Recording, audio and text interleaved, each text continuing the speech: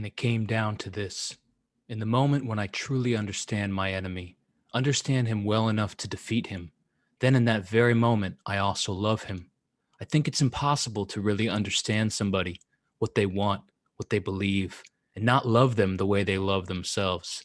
And then, in the very moment when I love them, I destroy them. I make it impossible for them to ever hurt me again. I grind them and grind them until they don't exist. What's up, everybody? Welcome back to Ransom Reviews.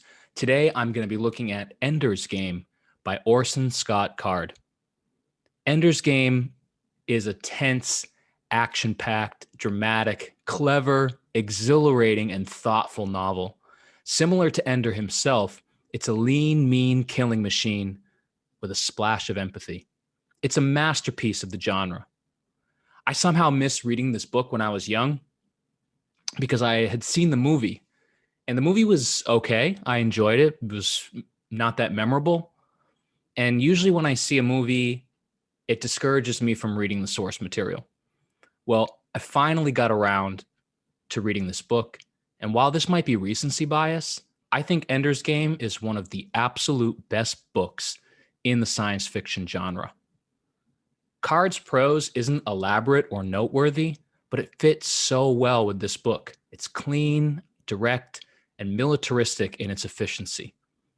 The story churns forward with hardly a wasted word, and I could imagine William Strunk Jr. applauding. I liked on how page 75, Card tells you how to say one of his characters' names. Not Bonzo, pisshead, Bonso. The name's Spanish. I really appreciate that as somebody who's constantly mispronouncing fictional names. Thank you. Actually, my favorite bit written here came in the introduction. If the story means anything to you at all, then when you remember it afterward, think of it not as something I created, but rather as something that we made together. I did it. Occasionally, I read books that really irk me, and I give them poor reviews and write hurtful words, but there's always a part of me that feels rotten after. Someone has created art, which is noble, and I trash it. Not that noble. Card is basically giving me an out here so that when I don't like a book, I can break up with it by saying, it's not you, it's me. Ender is a fascinating character. Is he a Gary Stu? Perhaps. Does the way he talks and thinks not resonate with how we think of kids? Probably. But let's remember Ender is a genius, a prodigy, a generational talent who has been tailor-selected and manipulated towards his purpose. In that sense, I don't find his arc unbelievable at all. Maybe the hardest aspect of this character to believe is his level of empathy. Ender is a ruthlessly efficient killer, and yet his potential for destruction unsettles him and makes him relatable. But should we be able to relate with Ender, who is so obviously not like us? I'm not sure. The side characters are intriguing and well drawn also. Just as we start to learn more about them and become more attached, Ender is moved to new armies and new groups. As a reader, I was bummed out to not stick around with these characters and learn more about them and develop a bond. But that's so well done because that echoes the exact same forced loneliness that Ender as a character is experiencing. There are some really authentic and even moving reflections on military strategy and leadership, in particular, the cost of leadership. Ender cannot be a friend to his soldiers, no matter how much he wants to, because he needs to lead them. The exploration of what killing or hurting others can do to the human mind is poignant, even more so because the characters are children. The revelation of the war with the buggers essentially being caused by a miscommunication is also very powerful. Whether it's interpersonal relationships, global conflicts, or extinction level events versus an intelligent hive mind species of alien, communication is key. Ender's Fantasy Game is also basically a precursor to the roguelike game genre, which is something that I personally love. And I thought that was a really neat part of this book. Also, Ender's real name is Andrew Wiggin, So, any basketball fans out there? LeBron 2.0. There is a fascinating juxtaposition of technology that is really prescient to current times. Some of that's not even remotely possible.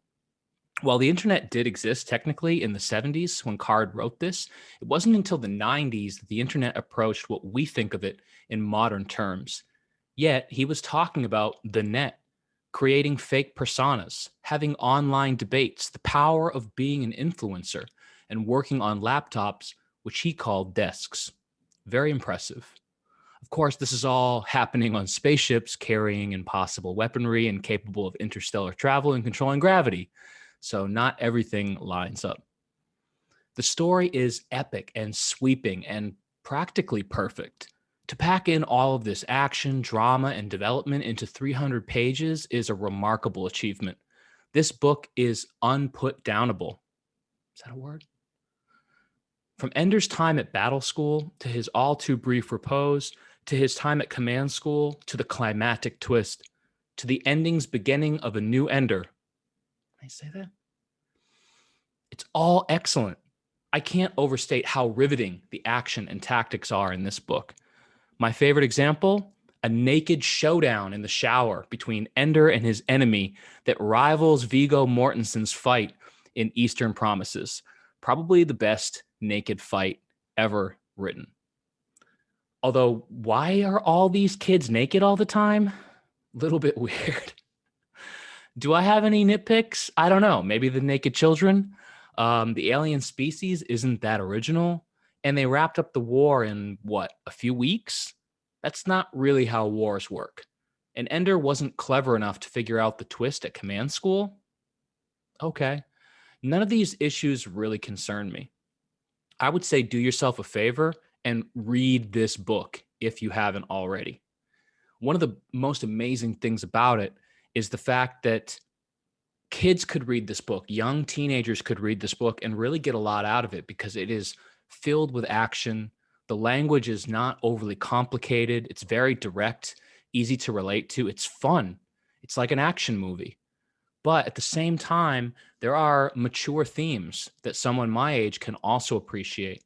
So I think it really has that broad range of appeal, which is something that's so challenging to pull off. And one of the reasons why I think this book is a classic. As I find the 5-star system limiting, I like to use my own subjective rating system, SLICE, for story, language, ideas, characters, and enjoyment on a 10-point scale, with enjoyment given a double weight. So let's take a slice of Ender's Game by Orson Scott Card.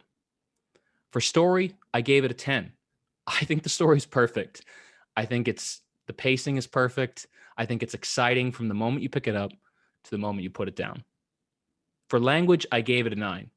Again, I'm not overly impressed with Card's prose, but at the same time, I think it fits perfectly with this book. For ideas, I gave it a 9. Again, the thoughts of the sacrifices of leadership and the sacrifices of humanity when you have to fight a war and what that does to somebody's mind and how friendships suffer and family relationships suffer and all of these mature themes I think are really well executed.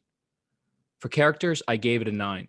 While some people might complain that Ender is this perfect kid who gets everything right, let's not forget that he's set up in this book to be an Alexander the Great, to be a Julius Caesar, to be this one generation, a generational talent, basically. So I thought he was a really relatable character, given that. And I really liked the characters that he came in contact with, even if they were a little bit underdeveloped. And for enjoyment, I gave it a 10. I could not put this book down. I absolutely loved it. I'd love to read it again, and I think everybody should read it.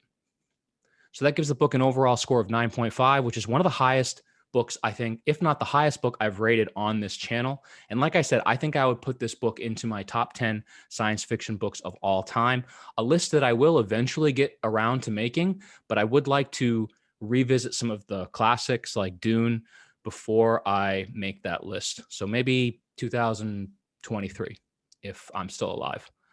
Anyway, did you read Ender's Game? Did you like it? Did you not like it? Let me know in the comments below, and I'll see you next time on Rants and Reviews.